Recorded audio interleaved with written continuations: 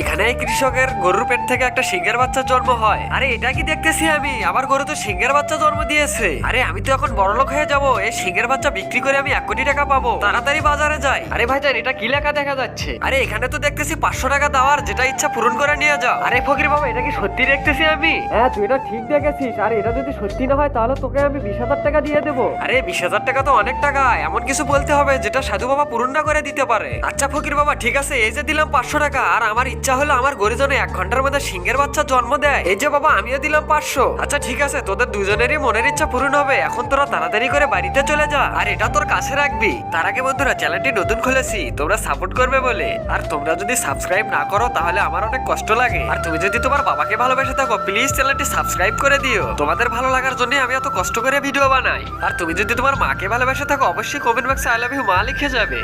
তোর কি মনে হয় যে গরু কখনো সিংহের বাচ্চা জন্ম দিতে পারে? আমরা তো ফকির বাবার থেকে 20,000 টাকা এবার হাতিয়েই নেবো। আরে গরু শোন, তুই যদি 1 ঘন্টার মধ্যে সিংহের বাচ্চা জন্ম না দিতে পারিস তাহলে কিন্তু তোকে জবাই করে খেয়ে ফেলবো। এদিকে ফকির বাবা এসে চুপি চুপি গোবরের মধ্যে একটা নকল সিংহের বাচ্চা রেখে যায়। আরে আরে, এটা কি? আমার গরু তো সিংহের বাচ্চা জন্ম দিয়েছে, এখন তো আমাকে ফকির বাবার কাছে যেতে হবে। আরে বাবা, আমাদের গরু তো মৃত বাচ্চা জন্ম দিয়েছে। আরে হারামখোরেরা, তোদের জন্যই তোদের গরু মৃত বাচ্চা জন্ম দিয়েছে। চল, তোদেরকে আমি আমার সিংহের বাচ্চাগুলো দেখাবো। তা না হলে বিশ্বাস করবি না তোরা। এই যে হারামখোরেরা, দেখ সিংহের বাচ্চা। আরে ফকির বাবা, গাধা কবে থেকে সিংহ হলো? আরে এগুলো সব ফকির বাবার ভণ্ডামি।